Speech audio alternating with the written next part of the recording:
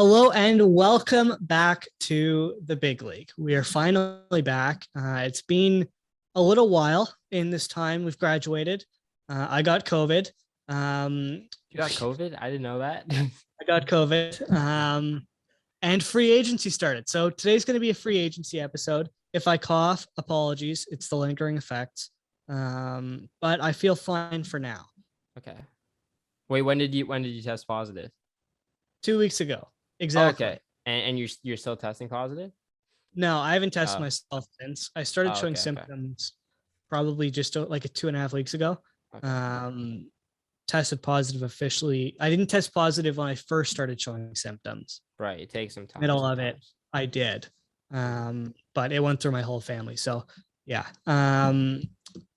Let's talk about free agency. And we have to start with the goalie carousel because that's sort of been the big topic of discussion for the last like really 2 weeks with draft and the uncertainty, I guess, around some of the big markets, Edmonton, specifically Washington and Toronto, in terms of what their goaltending was going to be like. And today we got some answers. We got some answers a couple days ago as well with the Leafs acquiring Matt Murray. But today, the biggest signing, probably there were two of them. Jack Campbell signing with the Edmonton Oilers, 5 years, $5 million per, and Darcy Kemper signing with the Washington Capitals for 5 years, 5.25 per. Instant reaction because those were the two big fish. What did you think about those signings? Do you think it was too much? Do you think it was too long? How do you sort of feel if you're an Oilers fan or a Capitals fan? I think, like, if I'm an Oilers fan or a Capitals fan, first of all, I'm excited. You have a goaltender that can propel you and you can make a good playoff run potentially now. You have that backbone. And that's been a big question mark in Edmonton, especially the last, few years, more than a few years. They've had very unsteady goaltending. And now you have a guy who has proven himself to be a starter in the NHL. Doesn't have a big track record yet, but he's getting better. He's still reasonably young. He's in his prime. And I think this contract is worth it. I thought he was going to get even more than just $5 million as well. I thought there would be a team out there willing to pay maybe $6 million for a guy like Jack Campbell.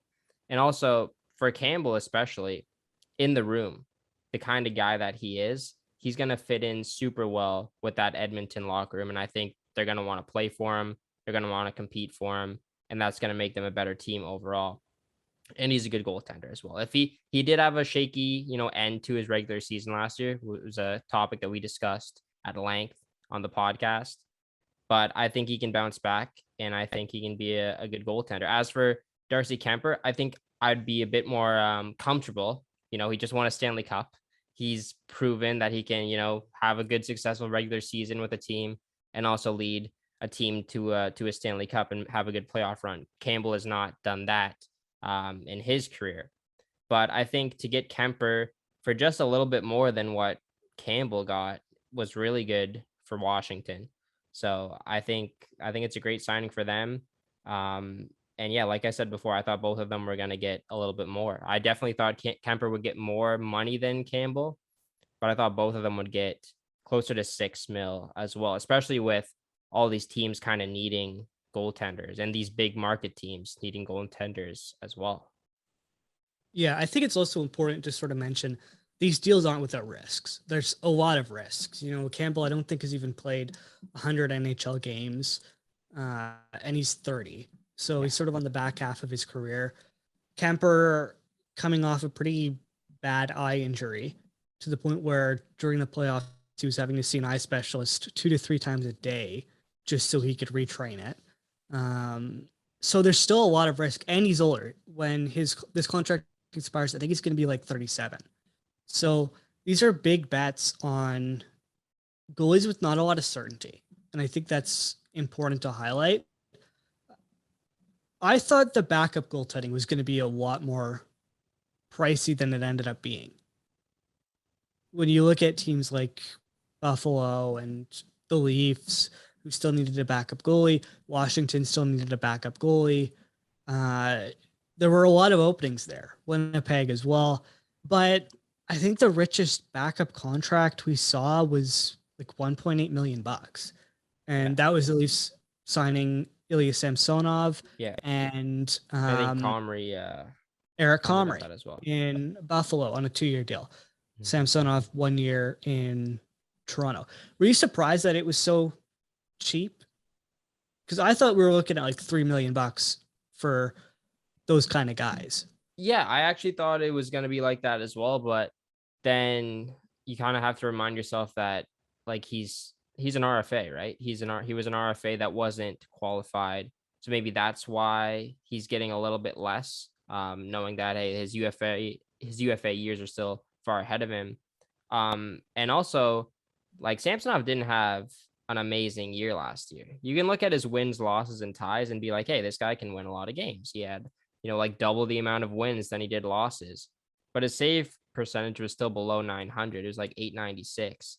So I think 1 year for 1.8 makes sense. If it was a little bit more long term, like 2 or 3 year deal, then yeah, I could see him getting around 3. My prediction, I think, was 2 years at 2.5, and I would have been, fine with that. That's a pretty good tandem, Murray and Samsonov for that amount of money. But I think to get him at 1.8 will obviously save you a lot more cap this year, which is great. And we'll see how he does. If it doesn't work out, it's only a 1 year contract. He can get out the door. And if it does work out, then maybe you sign him to a longer term contract. And maybe he's It, not asking for a ton more money than 1.8. I don't know. We'll see. if it does work out, because of how young he is, he's still an RFA at the end of the contract.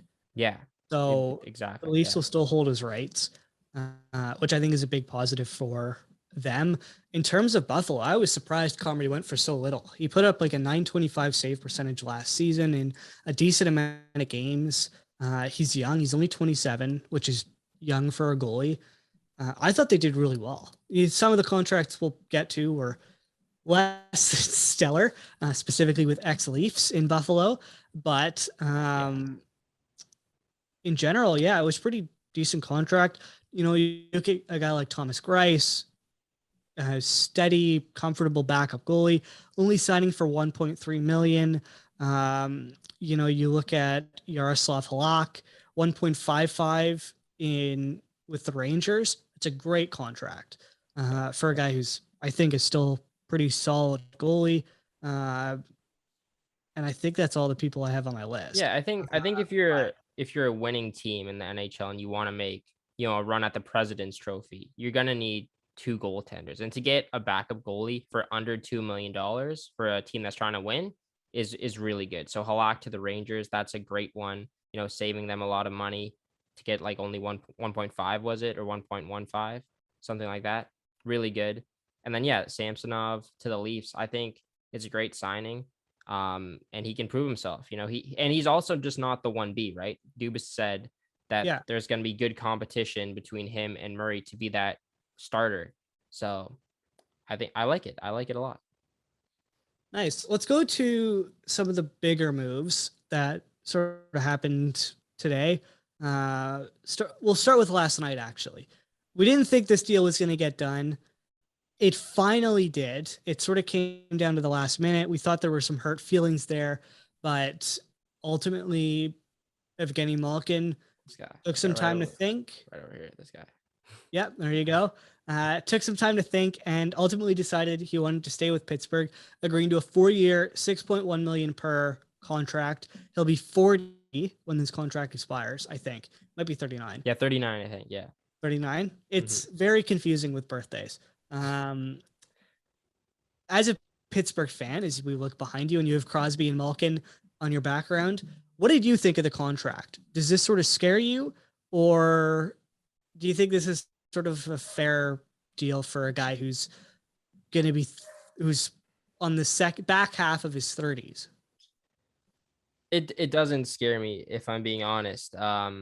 Like I was scared that Malkin wasn't going to come back, and once they got Letang, I was like, oh, do they have the money to even afford a guy like Malkin now. And then they go out and they extend Ricard Raquel to a 5 year, 5 times 6, or like 6 times 5, and that's even less cap space. But securing Malkin for, I think it was 6.1, it came to 6.1 AAV. That's a really good price point, in my opinion, for a guy in Malkin who is on, the other side of 35. However, he has shown no signs of slowing down. He is still a player that can average point per game in the NHL. He got, I think, 20 goals last year, or just less than 20 goals, playing half the season. This guy can still average around 40 goals a year if he stays healthy. And he's going to be playing his 1,000th game this year as well, which is crazy. He's not slowing down. I really like the signing. 4 years is a comfortable amount of time to,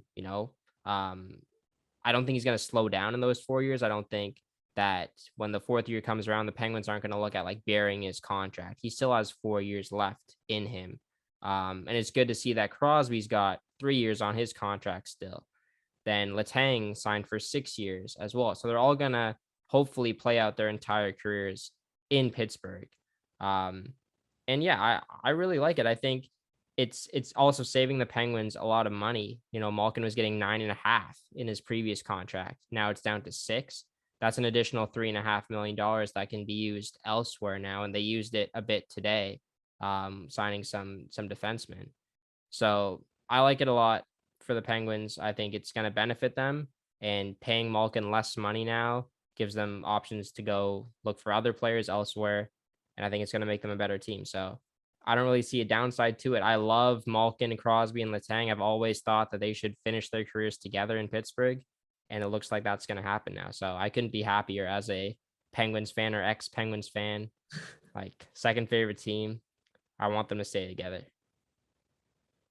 Yeah, and I think you mentioned the thing you brought up with the defenseman. I think there's going to be a move there. They've got like 4 or 5 NHL caliber right-handed defensemen, and it doesn't really make a ton of sense to keep them all. They also have to re-sign Kasperi Kapanen, who's an RFA, so that'll be not a cheap contract. But they're positioning themselves for probably 1 or 2 last runs before the core sort of ages out, and I think it's fair enough. I don't think seeing Malkin in a different jersey would have been right. No, It really wouldn't. felt wrong. Yeah. Almost like Yeah, and the rumors that we were hearing too is like New York, Washington, like the rivals of the Penguins. I just couldn't see that. Yeah. So glad it got done. Really interesting contract. Other interesting contract was Evander Kane signing a 4-year, 5.125 per extension with the Edmonton Oilers. We'll see whether or not this deal is allowed to happen, because the neutral arbitrator has not ruled on whether or not his contract with the San Jose Sharks can be voided. What do you think about this? I'm hesitant because I think the off-ice issues are an issue, like a big issue with Kane. And you look at long-term, it's never really been a fit, but at the same time, he's a very good goal scorer. He led the league in playoff goal scoring. What do you think of this contract? No, I'm on the same page as you. I was a little bit concerned, mostly on the length of the contract. I didn't think a team was going to be, willing to commit to a guy like Kane due to his off-ice issues for that length of time, 4 years. I was thinking maybe he gets 1 year maximum, maybe making the same amount of money, 5 mil. I think the AAV is a reasonable amount for a guy like Kane, especially if he plays with McDavid. That's definitely worth the money. He can score 30 goals. We know he can put the puck in the back of the net. He's a gamer. He's competitive. He wants to win the cup. If you saw his note that he made, announcing the signing, he said in it, I think my contract at 5.12 AAV will allow us to get more pieces to achieve our goal of winning Stanley Cup. He wants to win, and he wants to win in Edmonton. And he's only said great things about his time in Edmonton as well. So I think it's a good fit. I think if he went elsewhere, then maybe it wouldn't work out, but maybe because it's Edmonton and he seems to like it there so far, then it does work out for him. So I would be slightly concerned about the term. However, the AAV should be fine, and hopefully Kane can stay on the ice and perform well for them. Let's fire through some of the defensive moves now because there were some defensemen who got paid. Josh Manson being one of them, signing a 4-year, 4.5 million per extension with the Colorado Avalanche. Ian Cole signed a 1-year, $3 million deal with Tampa. Nick Leddy, 4-year, $4 million per contract. That was a very expensive deal. Ilya Lyubushkin in Buffalo, 1 year or 2 years, sorry, Yeah. $2.75 million per. That's a lot of money. That's what playing in Toronto will do for you, I think. If you're still in Arizona, you're not getting paid that much. No, that was a very surprising contract. Eric Goodbranson, 4 years, $4 million per in Columbus. Ben Sherratt, 4 years, 4.75 per in Detroit. And debatably, Jan Ruda, 3 years, 2.75 per in Pittsburgh. Mm-hmm. Yeah, what's with all these defensemen getting overpaid? And it's not like they're long contract. In credit, like the 7 years, they're all sort of middle term. Yeah. Okay. I like low key, I guess, understand Detroit and Columbus making the moves and overpaying for these guys because they have the cap space to do it. Might as well use it. If you really want the guy, then overpay him a bit because we have the space to do it. But for like the Penguins, for example, with Ruta, like he's their 6th guy making almost $3 million. I know he's got the cup experience. He's been on Tampa the last little bit and he can help them in the room, but hopefully that contract doesn't bite them, the Josh Manson thing is really interesting because I thought he was going to get more than 4.5. I think he was underpaid actually. I thought he could go, I think he could go elsewhere and get 6. I think there was a market for him, but I guess he just really liked it in Colorado. He knows that they're a great team. He wants to be a part of it. He wants to win there again. 4.5 for 4 years really surprised me. I think Manson could have gotten a lot more. He's a really good defenseman. Yeah, the advanced metrics sort of see him as a third pair defenseman. Really? Yeah, he's not amazing. He's a big body. I think the big issue is he takes a lot of penalties, and that sort of hurts his team. On a third pair, it could make sense. I thought he was going to go back to Anaheim. That was sort of where the rumors were headed. Manson going back to Anaheim. It's an expensive contract for Colorado, given the fact that they're going to have to sign McKinnon to an extension because he's a free agent at the end of this season. Given the fact that they could potentially try to keep Kadri, but we'll see. He's, as of us recording this, he hasn't signed anywhere yet. Yeah. You look at them signing Arturi Lehkonen to a 5-year, $4.5 million per contract extension. Well. Sorry. They signed Nichushkin as well to an extension. Nichushkin, to a very expensive extension. Yeah. I didn't think there was space for him on Colorado. I thought they'd go with more of a cheaper guy, but I guess they like the fit and they made a big bet on him. And I trust that. I trust Joe Sakic because he's put together a hell of a team. But yeah, I was sort of surprised by that. Interesting. Yeah, I was on the complete other side, I guess. Like I was like, this guy's really good. He should have gotten like 6 mil elsewhere. But I guess Colorado just really values having good defensemen and like depth on defense as well. 1 through 6, they're really, really good defensively. So I don't think they wanted to take a step back and, lose a guy who they acquired at the trade deadline for nothing, right? So signing him to 4 years, 4.5, I think it's going to be worth it. I don't see any problem with that at all. If the cap keeps going up, I trust that that's going to be good. I see Manson as a top 4 defenseman. He'll play second line power play, I'm sure, as well in Colorado. So, Lily, I think with the defense they have. Okay, that's true. They got Gerard. Okay, yeah, Manson did play second line. He's not taking Cale McCart's He's not taking but McCarr's spot, obviously. But yeah, maybe they put him with Gerard on the second pair. He's got a great shot. I'll say that. Manson. yeah, I think he's a guy you're taking a bet on, Yeah. and they're hoping he fits their system and how they want to play really well. But it is a big risk. True. Other moves. Claude Giroux finally went to Ottawa after being rumored that he was going to go there for like a calendar year at this point.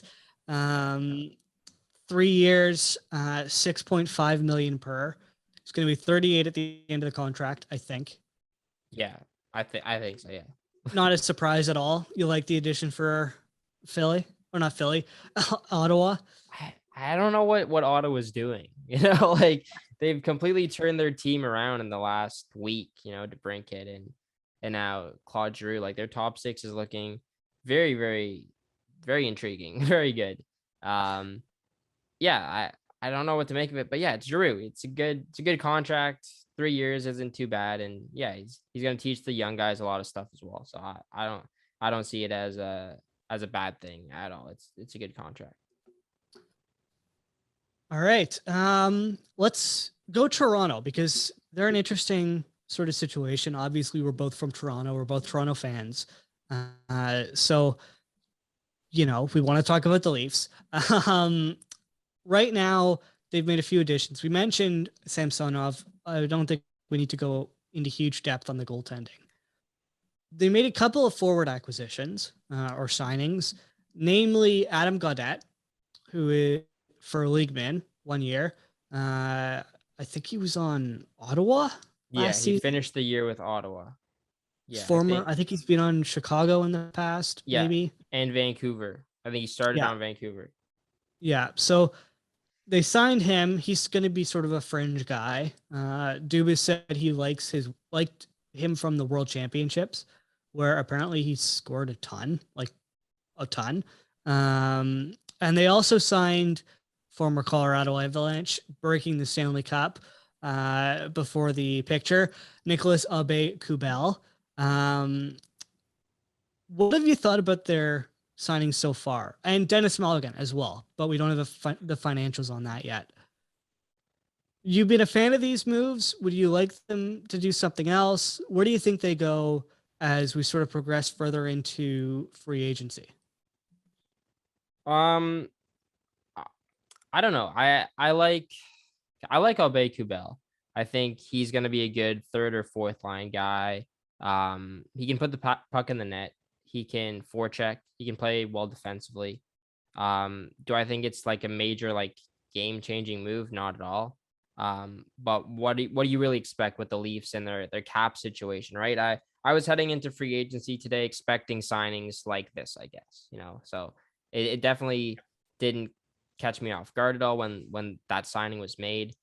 And then Adam Gaudette as well. 750K is nothing. And I think this guy does have some potential to score a lot of goals. So I like that as well. Dennis Mulligan, that was the later signing.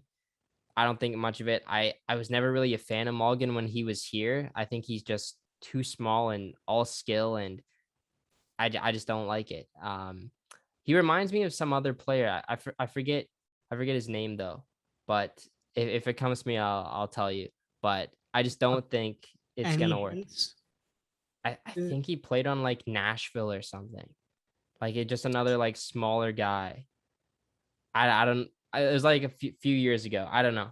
I'll try and look it up later. But I just don't think it'll work out with Mulligan. But now with the Leafs situation in terms of money, I think that they're working with like 2.5, 3 mil to make a move. So maybe a guy like Dylan Strome could come in here potentially and fill out the roster a bit. But I do think, looking ahead to the next few days, we're gonna see some players move. Like you said a bit earlier, I think Hall could be gone, Kerfoot could be gone, or Muzzin could be gone just to make room for some other guys to come in here. Because right now, the Leafs have some holes. They still need another third line forward. They have Aube-Kubel, they have Camp. Are those, first of all, the two guys you want to have on your third line? If they're not, then you don't have anyone. They're probably going to need some more depth. Oh, That's a big reaction. Frank Cervalli. Never know what to make of certain things you hear, but the rumored offer involving Columbus and Goudreau today was an absolute whopper. Oh no. 7 years, 12 million Jeez. per. Wow. And he said no. That's a lot. Yikes. Obviously, he isn't signed yet. Yeah. Clearly, that's why Columbus is in the mix. Continue your point on the Leafs. Yeah. I just don't think they're gonna have the cap space to really do much unless they move out some of their guys. Basically, what I'm saying. And I think their decor right now is pretty good, pretty solid. But like Dubas said, he wants to add at least one more depth piece. So if he does that, that's a check on defense. Goalies, you've checked off as well. You don't need any more. Maybe, yeah, I don't think you need any more. That shouldn't be your focus. Forwards, that's the focus. Your bottom six forwards, filling those out now. And it doesn't have to be a guy that's making like 2 mil. Just get a guy on a leagueman deal who can be a game changer on your fourth line. Just can win faceoffs, can get in on the forecheck, can hit. Just get someone who can be an NHL player.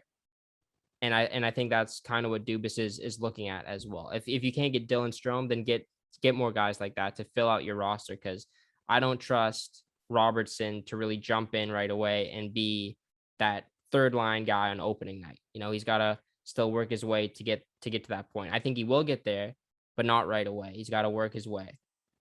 So we'll see what they do with the minimum cap space that they have, but it would be cool to see if they move a contract like Kerfoot, or Hall would be my number one guy to move him, clear the 2 mil, then try and work with the additional 2 mil you get.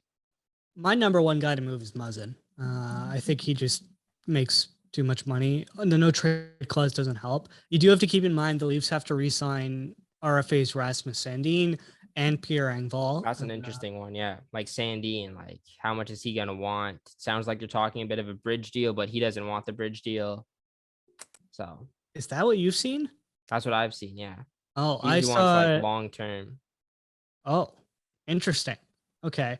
I thought it was more an issue of he's worried about his role and he doesn't think he's going to get playing time, which I think shipping off Muzzin in that situation makes a lot of sense. Mm-hmm. But, you never know. A guy like Sonny Milano, I think, can make some sense for the Leafs, filling in that second line left wing spot. He's a guy who's got really good analytics, and I think has quite a bit of promise to develop, former Anaheim Duck. So maybe they can make that work. But in general, it's been a pretty eventful free agent period. We saw not Jamie Benn. We saw other bearded guy in San Jose. Brent Burns. Brent Burns. We saw him traded to Carolina. But yeah, I think that's going to be it for this video, though. We'll probably do in like a week, like a full free agency recap for the Leafs. Yeah. Maybe we can talk to Kyle Cushman and see if we can get him on to sort of talk a bit about it, because he does some great depth charts, which he's been doing all day today. So if you don't follow him at Kyle_Cush. Great follow. Really good guy. But yeah, subscribe to this channel, like, share, all those fun things. And thank you for watching.